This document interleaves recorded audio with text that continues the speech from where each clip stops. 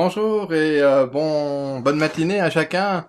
Très heureux de vous retrouver ce jeudi dans la semaine de l'Ascension. Nous marchons ensemble vers la Pentecôte, encore 2, 3 jours. Et on est en train de travailler très très fort là pour vous préparer une veillée. Je vous montrerai la publicité tout à l'heure. Une vigile qui aura lieu samedi soir à 19h15. Mais avant ça, je voudrais vous partager une nouvelle importante là qui s'est produite récemment.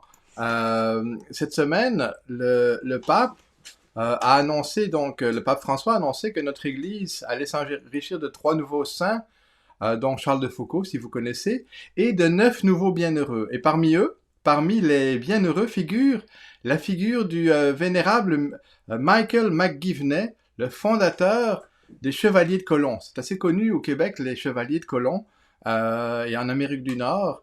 Peut-être que plusieurs d'entre vous sont chevaliers ou leur époux, leur frère, leur cousin parmi les Chevaliers de Colomb. Et ben, Monseigneur Christian Rodambourg, l'évêque du diocèse de Saint-Hyacinthe, est ce qu'on appelle l'évêque ponens, c'est-à-dire l'évêque responsable ou l'évêque chargé de faire le lien entre les chevaliers de Colomb et l'Assemblée des évêques du Québec. Donc, c'est à ce titre-là donc il a réagi à l'annonce de cette béatification et je vais vous lire quelques extraits de sa réaction. En tant qu'évêque ponens, donc pour les Chevaliers de Colomb, j'accueille cette annonce avec enthousiasme et une indicible joie. Alors, Monseigneur voit dans la béatification prochaine du vénérable Michael McGivney une confirmation de la foi vive de ce prêtre américain visionnaire, ainsi que de son œuvre principale, la fondation en 1882 des Chevaliers de Colomb, dont la vitalité et la pérennité lui survivent admirablement. Le futur bienheureux a été un serviteur de la charité, un apôtre des jeunes, un défenseur de la famille et un homme d'action. Donc, cela fait donc 130 ans là, que le fondateur des Chevaliers de Colomb est mort. Mais il continue, dit l'évêque, à nous inspirer et à faire du bien dans le monde par l'engagement social et l'action caritative de ces fils spirituels que sont les frères chevaliers d'ici et d'ailleurs. Vous voyez donc toute une fierté là pour les chevaliers de Colomb, mais c'est une fierté aussi pour le diocèse de Saint-Hyacinthe, figurez-vous, parce que un motif supplémentaire de joie, c'est que ce dernier, en effet, donc le Michael McGivney, a étudié au séminaire de Saint-Hyacinthe de 1868 à 1869. C'est un peu loin là peut-être pour nous, mais cet Américain est donc venu étudier ici à Saint-Hyacinthe. Il faut savoir qu'à l'époque, il y avait beaucoup de relations entre les travailleurs du Québec catholiques et puis plusieurs provinces américaines juste de l'autre côté de la frontière. Et donc, il y avait beaucoup d'allées et venues.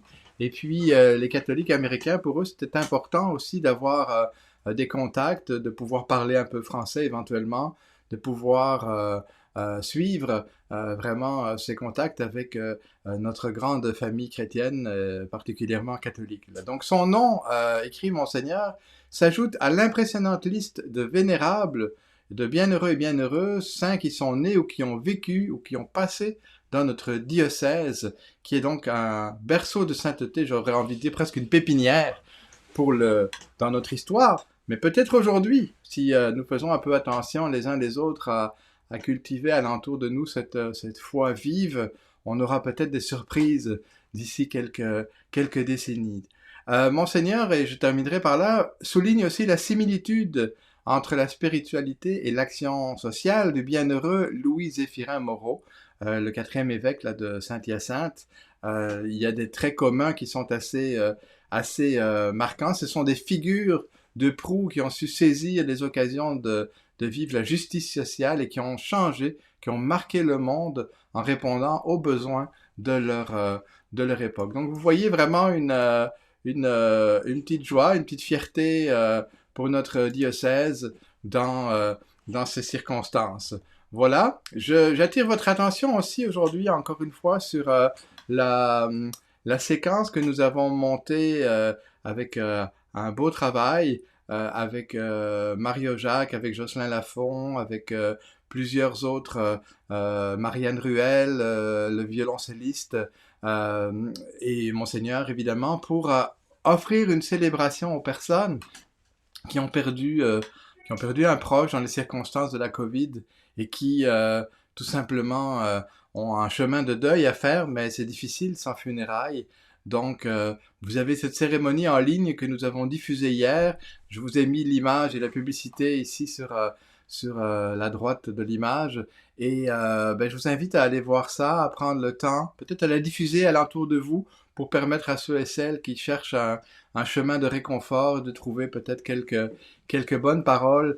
Il y a notamment cet extraordinaire hymne de Schubert là, pour les âmes en peine. Là, vous verrez, c'est vraiment très, très, très touchant. Petite information aussi concernant la grande vigile que nous allons avoir pour la Pentecôte. On prépare ça avec plusieurs témoignages, avec 2 familles qui vont vous chanter, qui vont prier avec vous en direct. On aura des témoignages, on aura des images en nature. Ça va être un beau moment, à la fois préenregistré pour la première partie et puis en direct pour la deuxième, pour demander ensemble et écouter ensemble ce que l'Esprit a à dire aux uns et aux autres. Alors voilà, donc c'est un rendez-vous à compter de 19h15 ce samedi. On vous y attend, on serait très heureux là, que vous soyez avec nous. C'est tout pour aujourd'hui. Peut-être un dernier mot aussi pour vous dire quand même que nos matinales achèvent aujourd'hui et vendredi. On a pris la décision qu'en juin et juillet, on va laisser un peu le temps passer. On reprendra les matinales à partir du mois d'août pour agrémenter là, vos matinées, vos temps de prière du matin. Mais juin, juillet, d'une part, il y a les vacances qu'il va falloir prendre, et d'autre part, il y a des préparatifs un peu des émissions à venir. Alors, c'est la décision qu'on a prise là pour les semaines qui viennent. Pour moi, c'est toujours un plaisir d'être avec vous le matin.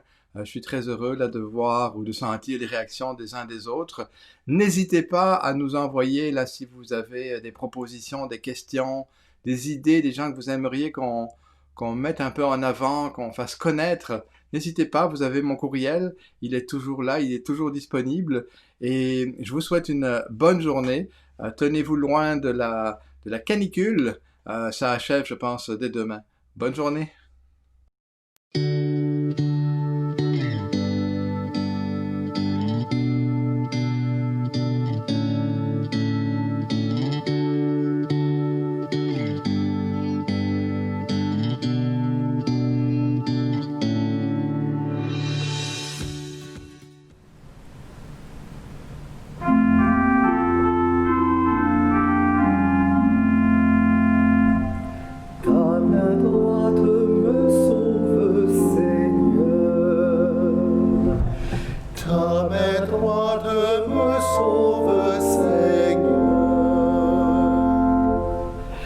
De tout mon cœur, Seigneur, je te rends grâce.